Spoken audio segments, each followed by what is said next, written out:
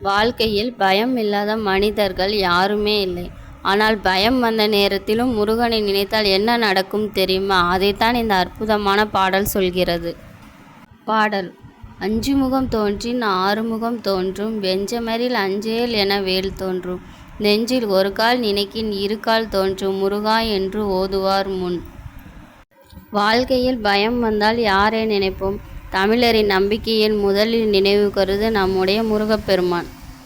அஞ்சு முகம் தோன்றின் ஆறுமுகம் தோன்றும். இந்த வரியோட விளக்கம்: பயம் முன் தோன்றும் போது அதை களைவதற்காக ஆறுமுகன் அருளுடன் தோன்றுவான். இந்த ஒரு வரி கூறுகிறது. வெஞ்சமரில் அஞ்சேல் என வேல் தோன்றும். கடினமான சோதனைகளிலும் முருகனின் வேல் அஞ்சாதே என்று நம்மை காக்கும் சக்தியாக விளங்குகிறது. நெஞ்சில் ஒரு கால் நினைக்கின் இரு காலும் தோன்றும்.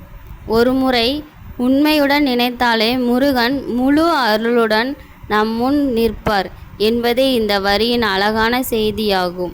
முருகா என்று ஓதுவார் முன்.